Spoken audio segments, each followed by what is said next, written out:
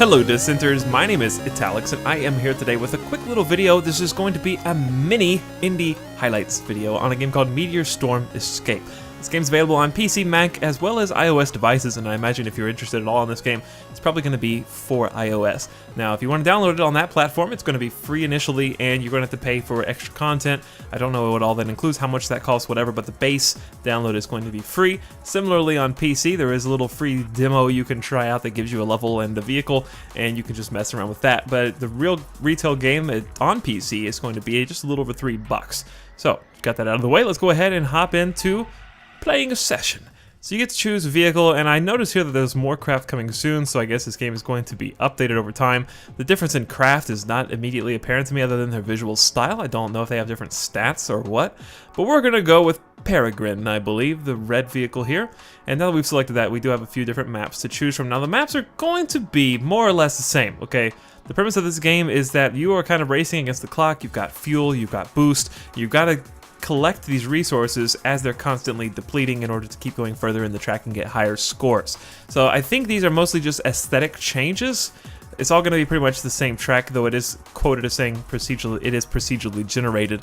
However, you'll see soon that doesn't mean a whole lot. Let's go to the Dunes Sea, I suppose. Okay, so here we are in the game, and I am taking the role of this hovercraft, kind of F-Zero Wipeout style, and I have a couple of meters at the bottom that I am going to be racing against. Now, first of all, I'm using boost right now, and that boost is that yellow meter, and you can see it whenever the light trail kind of comes out from the back of my ship. When I let go of boost, I get airborne, so I want to let go of boost when I come up on a hill, a ramp, you know, something like that, in order to get the maximum air. See, I just hopped over that meteor right there. That's what this is used for.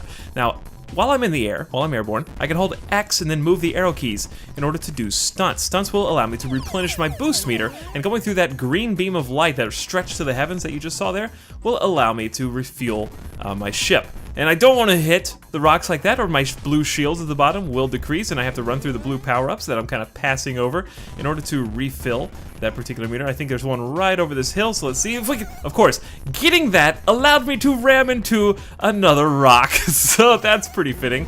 And I ran out of boost right there, so I need to land a stunt in order to refill that meter. And that's just basically how this game works. It's quite simple, but it's problematic, okay? Because the reasoning is, these meteors are coming down all over the place, and they have a tendency to hit you. Even while I'm flying through the air right now, they can hit me through no fault of my own. I can just be smacked in the face by a meteor while I'm completely incapable of really moving anywhere. So that can be troublesome, because they're coming in behind me. See, I just landed on one. Like, what was I supposed to do right there? Maybe I'm just terrible at this game, I don't know, but sometimes the game seems like it cheats a little bit, and it tries to kill you when you don't really have that much control. If you stop stunting, you can move over left and right, but like I said, if something comes down right in front of your face, or right behind you, it can lead to some quick ends to these games. So I'm gonna try to get to this ramp up here before my boost ends, and get a huge jump, and try to do a big stunt. Now you have to let go of the stunt key in order for your ship to right itself, because if it does not right itself before you land, it will not count as a stunt, and therefore you will not get any boost back. So this is probably the furthest that I've gotten in this game, because wow, that was cheating right there. See, this is what I'm talking about. Like, that was pretty much impossible for me to dodge. I did not have the reflexes or the capabilities on my ship to actually maneuver around that. So this is pretty much it as far as the game is concerned.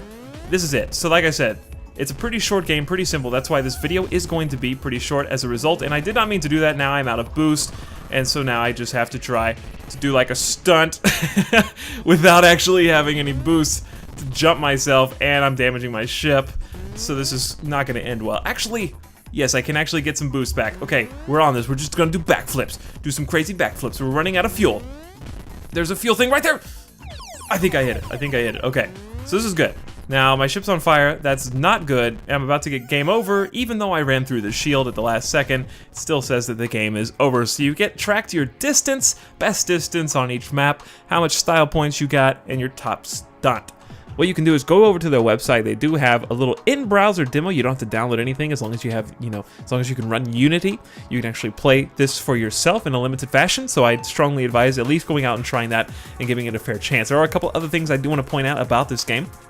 That is, like I said earlier, there's only 3 ships right now. I'm not sure where the other ships are. Why are there no ship stats? There should be one that has more boost, one that has more fuel. You know, give them some individuality. That would make it a lot more fun. And in addition, this is what I hate. Okay, I hate this.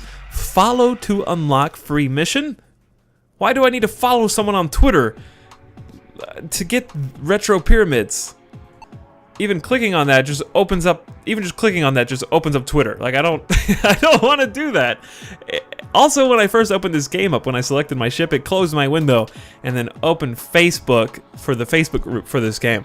I don't need any of that shameless advertising if I already own the game. I think that's completely uncalled for. If this was just a glorified demo, you know, if this was just what everyone could play and no one had bought it yet, and if you hadn't bought it, it pops up in these windows, fine, whatever. But if you already own the game, you shouldn't have to look at these advertisements, and you shouldn't have to, you know, fall prey to these PR techniques in order to unlock content inside the game. That's just my opinion.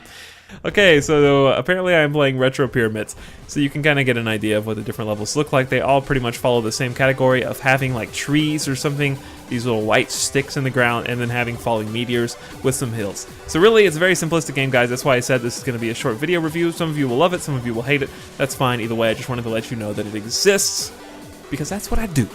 So I want to thank you guys very much for watching this video, and I hope to see you again. My name is Etalyx, and I will see you next time. Flip, flip, flip, flip, flip, flip, flip, flip.